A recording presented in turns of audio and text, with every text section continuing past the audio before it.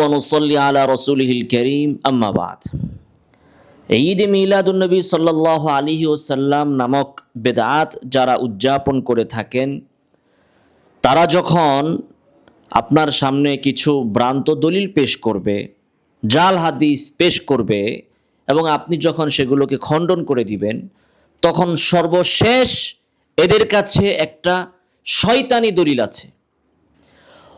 ওই দলিলটা তখন সে আপনার সামনে পেশ করবে। যত বেদাতি দরবারগুলো আছে, সরসিনা বলেন, আটরশি বলেন, মাইজবান্ডার বলেন, সোনাকান্দা বলেন, ফুরা বলেন, ফুলতলি বলেন, যত এই মিলাদ কিয়াম পন্থী বেদাতি আছে, এদের ভিতরে কেউ আবার নিজেদেরকে হকপন্থী দরবার বলে একটা ব্যানার লাগাইছে। সে যাই হোক, এদের সর্বশেষ শয়তানি দলিলটা হচ্ছে এই: আমাদের ভালো লাগে তাই আমরা করি। এটাই হচ্ছে তার সর্বশেষ দলিল। তার ভালো লাগে, তার মন চাইছে, এই জন্য সে করে। এই জন্যই তো এটা বেদাত। কোনো ইবাদত আপনার ভালো লাগে দেখেই আপনি সেটা করেন, আবিষ্কার করেন, উদযাপন করেন, এটাই তো বেদাত। আর এবাদত হবে তখন যখন আপনি বলতে পারবেন যে আল্লাহ রাসূল সাল্লাল্লাহু আলাইহি ওয়াসাল্লাম করেছেন তাই আমরা করি, সাহাবায়ে কেরাম করেছেন তাই আমরা করি। তাহলে তখন সেটা হবে ইবাদত, এর মাধ্যমে আপনি সওয়াব পাবেন, সওয়াবের আশা করতে পারেন। কিন্তু তা না, আমার ভালো লাগে তাই আমি করি, এই জন্যই তো আমাদের ভালো লাগে তাই আমরা সেটাকে বেদাত বলি। আপনার ভালো লাগা এটা শরীয়তের দলিল না, এটা হচ্ছে আপনার নফসে আম্মারার দলিল, শয়তানের দলিল। আপনি দেখুন, আজকে এই ভারতীয় উপমহাদেশে যে দরবারগুলো, কথিত পীরেরা ঈদ মিলাদুন্নবী উদযাপন করছে, এরা নিজেদেরকে হানাফি বলে দাবি করে এবং তথাকথিত আহলে হাদিসরা এদের কারণে হানাফি মাযহাব সম্পর্কে বিশুদ্ধার করার সুযোগ পায়। তথাকথিত সালাফি আহলে হাদিস লা মাযহাবী ওই প্রতারকেরা আবার এটাকে এমনভাবে প্রচার করে, মনে হয় যে ঈদ মিলাদুন্নবী আবিষ্কার করেছে হানাফি মাযহাবের ইমামরা। ভাবখানা এমন, এরা এমনভাবে এটাকে প্রচার করে, মনে হয় যে ঈদ মিলাদুন্নবী এটাকে জন্ম দিয়েছে দেওবন্দি বা হানাফি ওলামায়ে কেরাম। অথচ ঈদ মিলাদুন্নবীর সপক্ষে হানাফি মাযহাবের ইমামরা কখনো বলেন নাই, পরবর্তী ইমামরাও বলেন নাই। খুঁজলে পাওয়া যায় 2-4 জন শাফি মাযহাবের লোক, অন্য মাযহাবের লোক,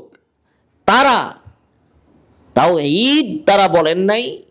মিলাদুন্নবী অর্থাৎ রাসূল সাল্লাল্লাহু আলাইহি সাল্লামের জন্মের দিন যদি সেটা জানা যায় সুনির্দিষ্টভাবে, তাহলে সেই দিনে বিভিন্ন ইবাদতের মাধ্যমে সেই দিনটাকে উদযাপন করার কথা অন্যান্য মাযহাবের পরবর্তী মুতাখিরিন 2-1 জন আলেম বলেছেন, 2-4 জন আলেম বলেছেন, কিন্তু হানাফি মাযহাবের ইমামরা এটা বলেন নাই।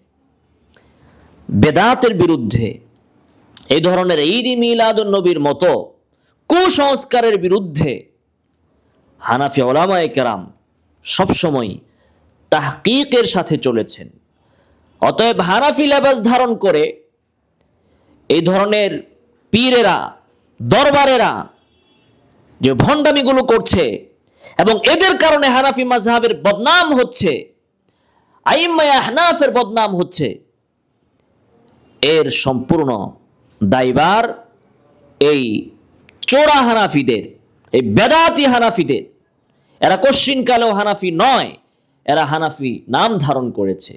এই দোষ হানাফি মাযহাবের উপর দেওয়াটা নিতান্তই হিংসার বশীভূত হয়ে তারা দিচ্ছেন।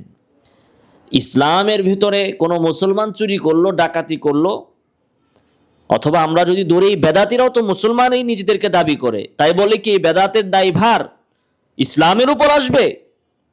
না, এর দায়ভার এদের মস্তিষ্কের উপর পড়বে।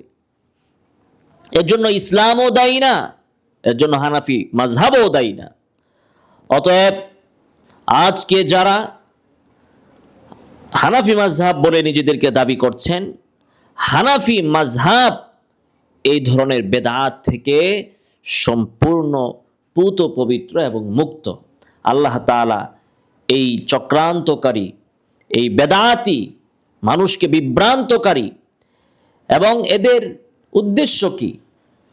এদের উদ্দেশ্য হচ্ছে নবীর ভালোবাসার এই আবেগ নিয়ে খেলা করে, ব্যবসা করে কিছু অর্থ হাতিয়ে নেওয়া। এই জন্য কবি সুন্দর বলেছেন, ইয়ে হাল তেরা জাল হে, মাকসুদ তেরা মাল হে। এই যে তুমি বেশ ধারণ করেছ, নবী প্রেমের কথা বলছো, এগুলো সব হচ্ছে তোমার জালিয়াতি। মাকসুদ তেরা মাল হে, তোমার ধান্দা হচ্ছে মাল কামানো, পয়সা কামানো।